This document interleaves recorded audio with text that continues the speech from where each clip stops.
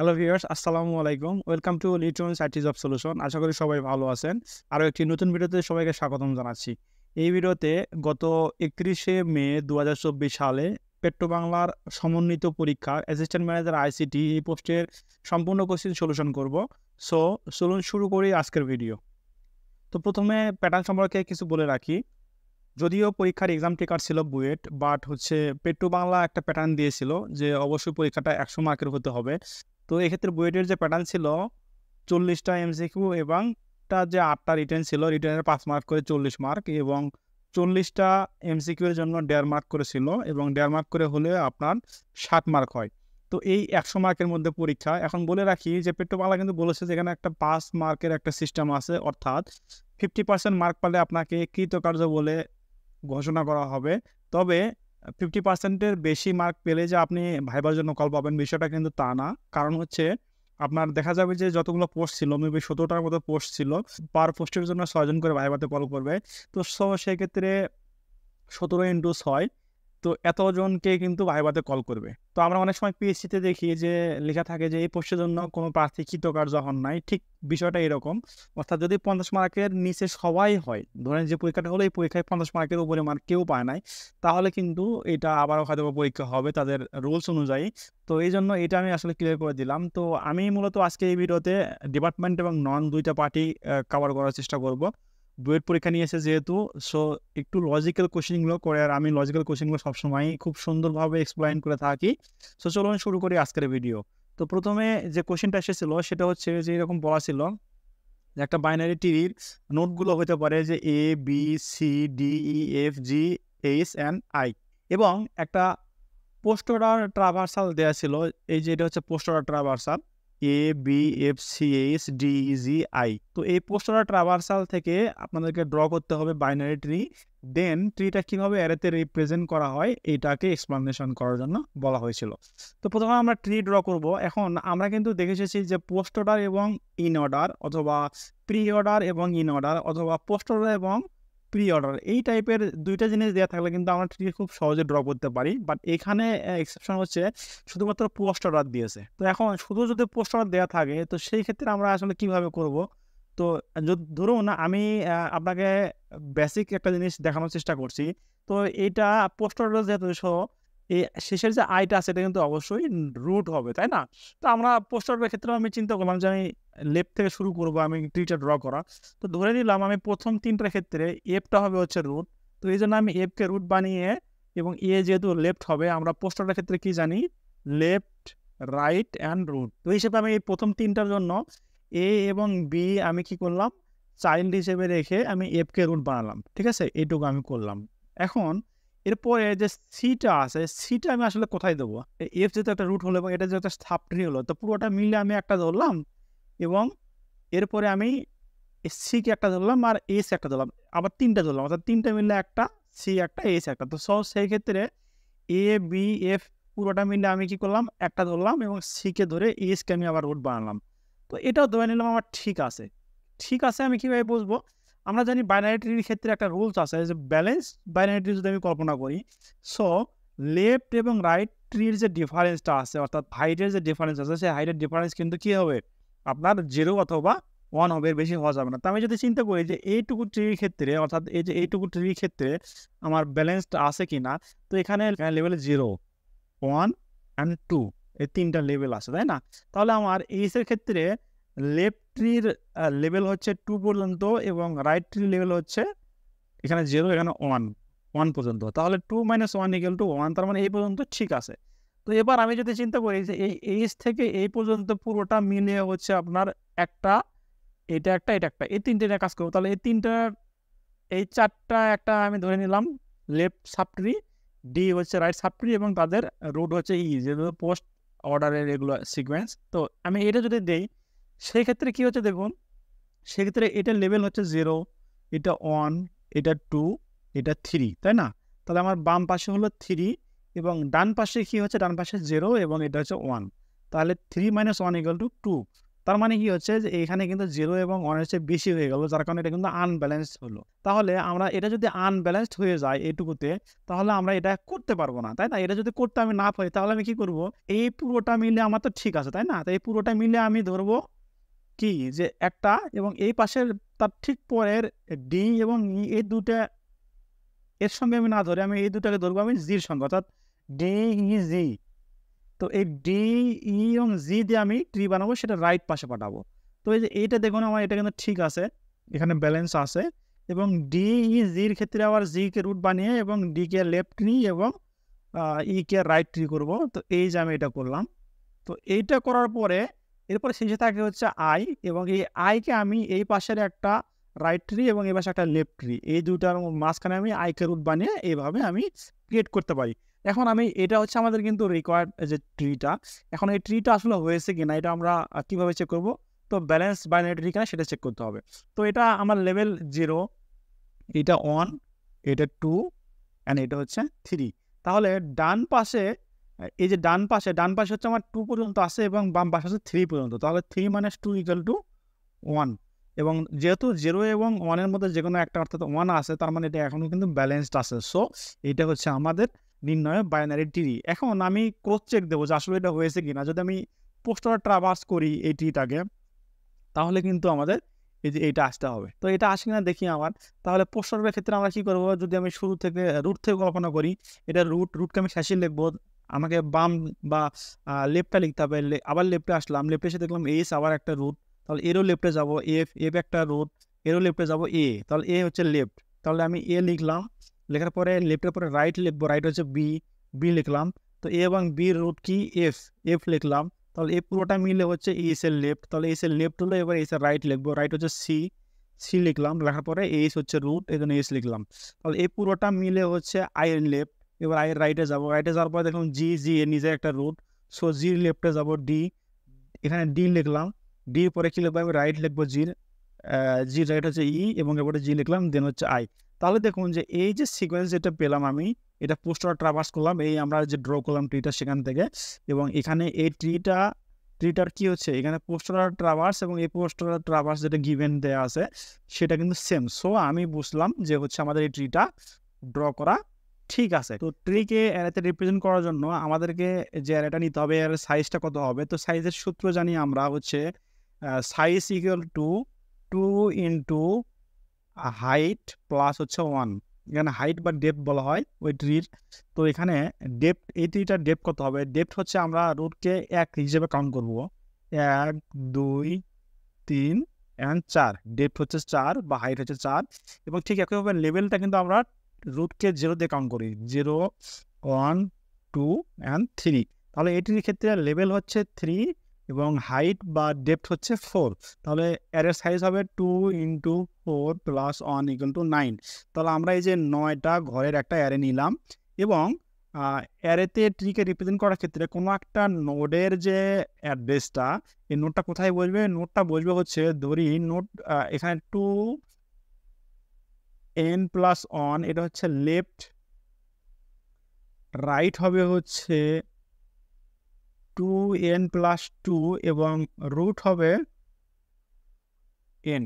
আইকে আমি ধরে নিলাম 0 লোকেশনে বসাবো, 0 লোকেশনে বসালাম, এবং সেই ক্ষেত্রে n এর মানটা হলো 0।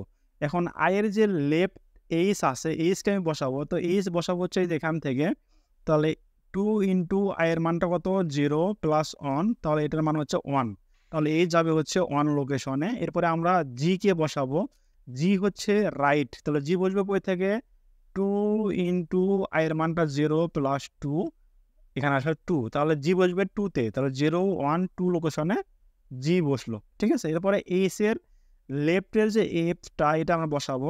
তাহলে এফটা কোথায় বসবে? এফ বসবে হচ্ছে 2 ইন্টু এইচ এর লোকেশন কত? এটা এইচ প্লাস 1 সূত্রটা আগে লিখে রাখি। 2 ইন্টু এইচ হচ্ছে 1 লোকেশনে আছে, প্লাস 1। তাহলে এখানে এফটা বসবে হচ্ছে 2 আর আগে 3 লোকেশনে বসবে হচ্ছে আপনার এফটা। তাহলে এখানে এফটা আমি এই যে 3 লোকেশনে বসালাম।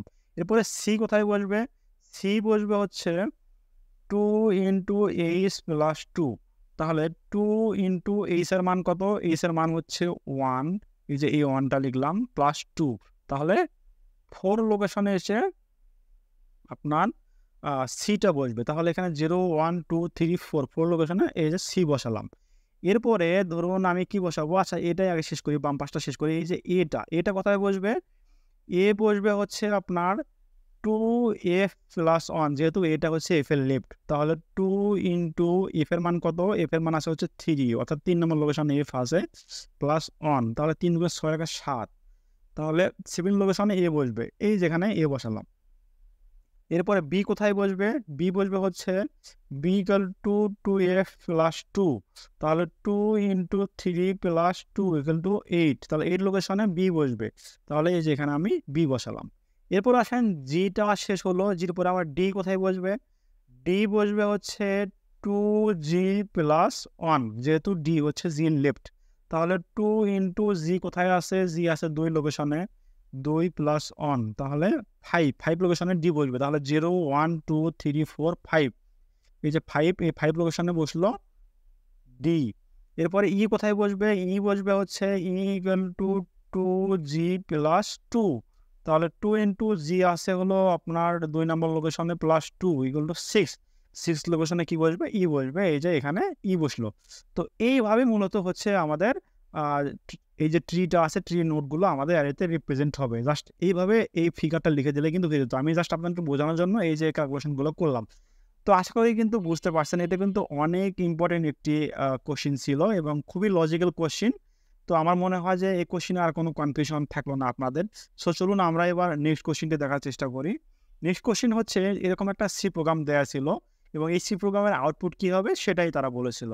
তো আমরা স্টেপ বাই স্টেপ দেখব যে আসলে আউটপুটটা কি হয়। তো আমরা এখানে যে একটা প্রোগ্রাম দেখতে পাচ্ছি, তো আমরা জানি প্রোগ্রামটা কাজ করে হচ্ছে মেইন ফাংশন থেকে। তাহলে এটা হচ্ছে মেইন ফাংশন। এই মেইন ফাংশনের পরে আমরা কি করব? 3 নম্বর লাইনে কম্পাইলার যখন এক্সিকিউট করব তখন সেকেন্ড ব্র্যাকেট বা মেইন ফাংশন শুরু হলো। তো এরপরের লাইনে আছে কি একটা ভেরিয়েবল আছে এ ভেরিয়েবলের মধ্যে 85 নামে একটা ইন্টিজার ভ্যালু অ্যাসাইন করা আছে এবং যেহেতু একটা ইন্টিজার ডাটা টাইপ। এরপরে 5 নম্বর লাইনে গিয়ে কি এক্সিকিউট হবে? 5 নম্বর লাইনে এক্সিকিউট হবে if a is greater than 90 or equal 90, অর্থাৎ এ যদি 90 এর চেয়ে বড় হয় তাহলে প্রিন্ট করবে এ। যেহেতু এ 90 এর বড় না, তাহলে আমার এই ইফের পরে যে কন্ডিশনটা কাজ করলো না এবং যেহেতু ইলস দেওয়া নাই, তাহলে ইলস হিসেবে অল্টারনেটিভ কোনো স্টেটমেন্টও এক্সিকিউট করবে না।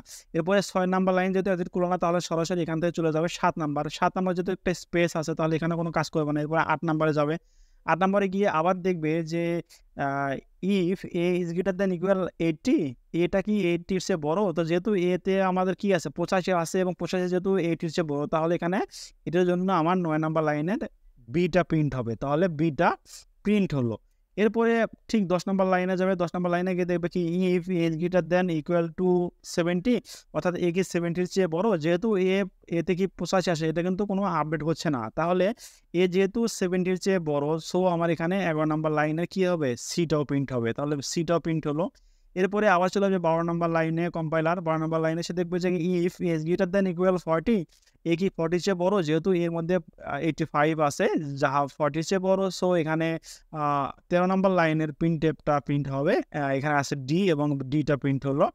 এরপরে যেহেতু এই কন্ডিশন এখানে দেখুন যে এই ইফটা এক্সিকিউট হয়েছে, তাহলে ইলসটা কিন্তু আর এক্সিকিউট হবে না।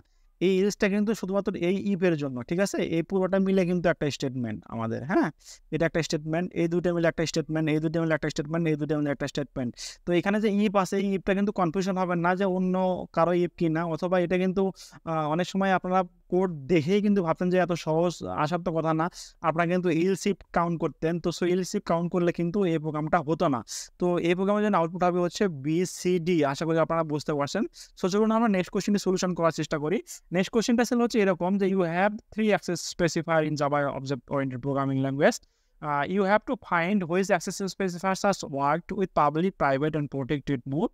If yes, you have to write a y, and if no, you have to write n. অর্থাৎ সেম ক্লাসের মধ্যে কোনো একটা অবজেক্ট কি হবে, ডিফল্ট হিসেবে যদি আমরা ডিক্লেয়ার করে থাকি, তাহলে এটা সেম ক্লাসের মধ্যে সে অ্যাক্সেস পাবে, এবং পাবলিক হিসেবে যদি আমরা ডিক্লেয়ার করে থাকি, তাহলে সেম ক্লাসের মধ্যে ওই অবজেক্টটার ব্যবহার করা যাবে। এবং কোনো একটা প্যাকেজে, অর্থাৎ একই প্যাকেজের একাধিক ক্লাসের মধ্যে যদি কোনো একটা অবজেক্টকে পাবলিক হিসেবে ডিক্লেয়ার করি, তাহলে সেটাও কিন্তু অ্যাক্সেস পাবে। ঠিক একইভাবে যদি কোনো একটা ক্লাসের পাবলিক অবজেক্টকে সাব ক্লাসের, অর্থাৎ একটা সেম প্যাকেজের যদি সাব ক্লাস থাকে সেখানেও কিন্তু সে অ্যাক্সেস পাবে। একইভাবে যদি সাব ক্লাসের আউটসাইডে একই প্যাকেজের মধ্যে হয় তাও কিন্তু পাবলিক যদি অবজেক্ট হয় সেটা কিন্তু অ্যাক্সেস পাবে। এবং যদি নন সাব ক্লাস হয় অর্থাৎ যদি অন্য কোনো ক্লাস বা অন্য কোনো প্রোগ্রাম হয় বাট সে যদি পাবলিক হিসেবে অ্যাসাইন করা হয়ে থাকে তাহলে সেখানেও অ্যাক্সেস পাবে। ঠিক একইভাবে প্রোটেক্টেড মোড হচ্ছে কোনো অবজেক্ট যদি প্রোটেক্টেড হিসেবে ডিক্লেয়ার করা হয়ে থাকে তাহলে সেম ক্লাসে অ্যাক্সেস পাবে এবং একই প্যাকেজের মধ্যে ক্লাসে অ্যাক্সেস পাবে এবং একই প্যাকেজের সাব ক্লাসে অ্যাক্সেস পাবে এবং একই প্যাকেজের ভেতরে অন্যান্য ক্লাসে অ্যাক্সেস পাবে এবং নন সাব ক্লাস যেটা হচ্ছে প্যাকেজের বাইরে অর্থাৎ অন্য প্যাকেজের মধ্যে এটা কিন্তু আমরা ইউজ করতে পারবো না। তার মানে বুঝলাম কি পাবলিক যেটা অবজেক্ট আছে সেটা হচ্ছে গ্লোবাল অবজেক্ট। এরপর যদি প্রাইভেট হয় তাহলে কেবলমাত্র শুধু ওই ক্লাসে অ্যাক্সেস পাবো, বাকি কোথাও আমরা আর অ্যাক্সেস পাবো না। তো এইটাই হচ্ছে ইয়েস এবং নো যে খিলাফের টেবিলটা ছিল এইটা। এই কোশ্চিনটা আমার মনে হয় খুবই সহজ ছিল, থিওরিটিক্যাল কোশ্চিন, এটা আপনারা আসলে পারবেন, বোঝানোর কিছু নাই। সো চলুন আমরা নেক্সট কোশ্চিনটা সলিউশন করার চেষ্টা করি। নেক্সট কোশ্চিনটা ছিল হচ্ছে যে in a quick short algorithm taking first element as a pivot element, now analyze the time complexity of quick sort algorithm when all services of the quick sort algorithm are already sorted। অর্থাৎ একটা sorted array এটা ascending order হইতে পারে বা descending order হইতে পারে। তো ধরে নিলাম আমরা যে গিভেন একটা অ্যারে দিয়েছি, তো এই অ্যারেটা কিন্তু সর্টেড অ্যারে, ঠিক আছে, ছোট থেকে বড় অ্যাসেন্ডিং অর্ডারে সাজানো আছে। এই অ্যাসেন্ডিং অর্ডারে যে অ্যারেটা আছে এটাকে আমি যদি কুইক শর্ট করি তাহলে কিন্তু ডিসেন্ডিং অর্ডারে রেজাল্ট আমরা পাবো, তাই না? তো যেহেতু ডিসেন্ডিং অর্ডারে আমরা পাবো এবং অ্যাসেন্ডিং অর্ডারে আসে, সো এবং তারা বলছে যে পাইভট হচ্ছে প্রথম এলিমেন্টটা, তার মানে কি হবে যে প্রথম একটা ইটারেশনে কিন্তু এটা সব শেষে চলে যাবে, তাই না? আবার দ্বিতীয় ইটারেশনে কিন্তু এটা সব শেষে চলে যাবে, তৃতীয় ইটারেশনে এটা কিন্তু সব শেষে চলে যাবে, চতুর্থ ইটারেশনে এটা কিন্তু তার আগেরটা চলে যাবে। তো এভাবে কিন্তু কি হবে আমাদের জিনিসটা আসলে ঘুরে যাবে, ঠিক না?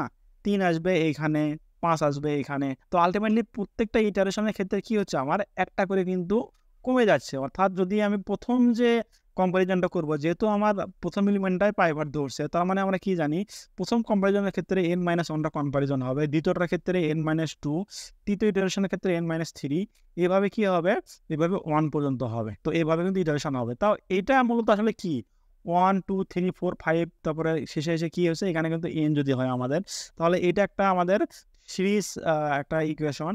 তো এই ক্ষেত্রে আমরা জানি 1 + 2 + 3 + 4 plus dot dot dot dot plus n, এটা যদি একটা সিরিজ হয় এই সিরিজের সামেশন ইকুয়াল টু আমাদের কি হবে n × n + 1 ডিভাইড বাই 2, এটা কিন্তু আমরা জানি ফর্মুলা। তো এই ফর্মুলার ক্ষেত্রে আমাদের এটা যদি আমি গুণন করে দেই তাহলে n² + n ডিভাইড বাই 2, তাই না? তার মানে আলটিমেটলি আমরা কি পাচ্ছি s = n²/2 + n/2। তার মানে এইখানে যে সর্বোচ্চ ঘাতটা সেটা কিন্তু আমাদের কমপ্লেক্সিটি হয়। তাহলে এই কোশ্চেনের ক্ষেত্রে আমাদের কমপ্লেক্সিটি হবে হচ্ছে এই ক্ষেত্রে, অর্থাৎ আপনারা যে কন্ডিশনটা দিয়েছেন সেই কন্ডিশন অনুযায়ী কিন্তু কুইকশটের কমপ্লেক্সিটি হচ্ছে big O n²। তো এখানে এগুলো কিন্তু লেখা আছে এবং এটা কিন্তু ওয়ার্স্ট কেস হবে, কারণ হচ্ছে যেহেতু শর্টেড অ্যারে এবং ঠিক উল্টাটা করতে বলছে। যদি এমনটা বলে যে হচ্ছে এটা একটা শর্টেড অ্যারে অ্যাসেন্ডিং অর্ডারে সাজালে কুইক শর্টের ইটারেশন কি হবে, তো তাও কিন্তু ইটারেশন করবে, সে তো আর জানে না যে শর্টেড আছে, ঠিক আছে, সে কিন্তু প্রোগ্রাম কিন্তু কাজ ঠিকই করবে। তো আলটিমেটলি এইভাবে কুইক শর্টটা কাজ করবে এবং এই কোশ্চেনের অ্যান্সারটা হচ্ছে এটাই। এই যে আমি এগুলো মূলত আপনাদেরকে দেখালাম, এই ক্যালকুলেশনগুলোই, এগুলো আপনারা দেখে নেবেন, এই ক্যালকুলেশন আমি আগে বুঝে দেখালাম। সো চলুন আমরা নেক্সট কোশ্চেনটা সলিউশন করি। নেক্সট কোশ্চেনটা ছিল হচ্ছে এরকম একটা কোয়েরি দেওয়া ছিল যেখানে 4টা টেবিল দেওয়া ছিল, এমপ্লয়ি নামে একটা টেবিল ছিল, ডিপার্টমেন্ট নামে একটা টেবিল ছিল। তো এমপ্লয়ি টেবিলের অ্যাট্রিবিউট হচ্ছে এমপ্লয়ি নং, employee name, monthly salary, department নং। ডিপার্টমেন্ট টেবিলের ডিপার্টমেন্ট নং, ডিপার্টমেন্ট নেম এবং ডিপার্টমেন্ট লোকেশন, এবং যেহেতু এই যে দুইটা কমন দেখুন তার মানে কি এই দুইটা হচ্ছে ফরেন কি, এবং এই টেবিলের ডিপার্টমেন্ট টেবিলের জন্য ডিপার্টমেন্ট আইডি হচ্ছে প্রাইমারি কি এবং এমপ্লয়ি টেবিলের জন্য এমপ্লয়ি আইডি হচ্ছে প্রাইমারি কি। এখন বলছে যে query to show departments whose average salary is more than 1000। তো ডিপার্টমেন্ট বলতে বলছে ধরুন ব্যাংকের ক্ষেত্রে যদি আমি চিন্তা করি, বিভিন্ন ব্রাঞ্চ যদি চিন্তা করেন তাহলে বলছে যে প্রত্যেকটা ব্রাঞ্চে ধরেন একটা ব্রাঞ্চে ধরেন বগুড়া ব্রাঞ্চে 40 জন এমপ্লয়ি আছে, ঢাকা ব্রাঞ্চে 50 জন এমপ্লয়ি আছে, রাজশাহী বিভাগে ধরুন 60 জন এমপ্লয়ি আছে।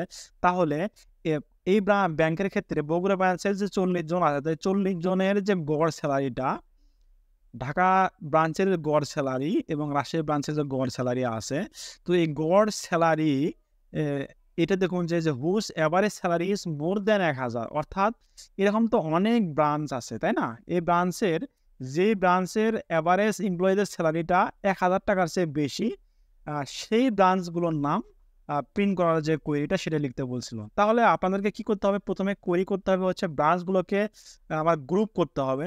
তো এই জন্য আমরা কি করলাম, গ্রুপ বাই এই যে ডিপার্টমেন্ট নেম, ডিপার্টমেন্ট নং এবং ডিপার্টমেন্ট নেম, এখানে দেখুন যে এই যে এখানে প্রত্যেকটা ডিপার্টমেন্টের মধ্যে কি হচ্ছে, ডিপার্টমেন্ট নং এবং ডিপার্টমেন্ট নেম দিয়ে কিন্তু আমরা গ্রুপ করে নিলাম। এরপরে কি বলতেছে আমাদের যে প্রত্যেকটা ডিপার্টমেন্টে বা প্রত্যেকটা ব্রাঞ্চে কি হবে, মান্থলি স্যালারি। এখন মান্থলি স্যালারিটা কিন্তু আমার ডিপার্টমেন্ট টেবিলে নাই, আছে কই, এমপ্লয়ি টেবিলে। সো এই দুটোর মধ্যে আমাদের জয়েন করতে হবে। এই জন্যই যেখানে জয়েন করছে, জয়েন হচ্ছে এমপ্লয়ির টেবিলের একটা নামে অবজেক্ট নিলাম এবং ডিপার্টমেন্ট টেবিলের ডি নামে একটা অবজেক্ট নিয়েছিলাম আগে। তাহলে এমপ্লয়ি টেবিলের সঙ্গে ডিপার্টমেন্ট টেবিলের ডিপার্টমেন্ট নং যে ফরেন কিটা ছিল, কমন কি ছিল, এই কমন কিটা আমরা রিলেশন করলাম। তাহলে কিন্তু আমরা মান্থলি স্যালারিটা পেয়ে যাবো। এখন মান্থলি স্যালারিটা কি করলাম আমি, যেহেতু আমরা অ্যাগ্রিগেশন ফাংশন ইউজ করেছি, সো সেক্ষেত্রে আমি এখানে হ্যাভিং লিখেছি এবং অ্যাভারেজ মান্থলি স্যালারি।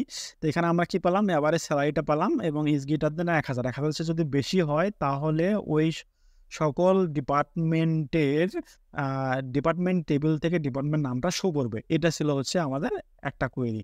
এরপরে যে কোয়েরি ছিল হচ্ছে এখানে দুইটা টেবিল ছিল, একটা কোর্স নেম এবং একটা হচ্ছে অপারিং নামে টেবিল।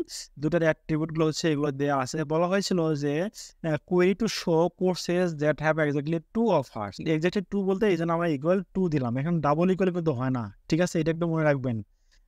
একটা ইকুয়াল মানে কিন্তু এখানে কম্পারিজন অপারেটর বা ইকুয়াল অপারেটর যেটাকে বোঝায়। তো এইটা হচ্ছে এই কোশ্চেনের অ্যান্সার। আশা করি আপনারা এটাও বুঝতে পারছেন। তো চলুন আমরা নেক্সট কোশ্চেনটা সলিউশন করি। নেক্সট কোশ্চেন ছিল এরকম একটা কোশ্চেন যে a traffic signal cycles from green to yellow. সবুজ আলো থেকে প্রথমে হলুদে যাবে, হলুদ থেকে আবার লালে যাবে এবং লাল থেকে আবার সবুজ আসবে। 3টে সাইকেল দেওয়া আছে। In each cycle green is turned on for 70 seconds, yellow is turned on for 5 seconds, and red is turned on for 75 seconds. This traffic light has to be implemented using a finished state machines. The only input to this finished state machines is a clock pulse of 5 seconds. The minimum number of flip-flops required to implement this finished state machines.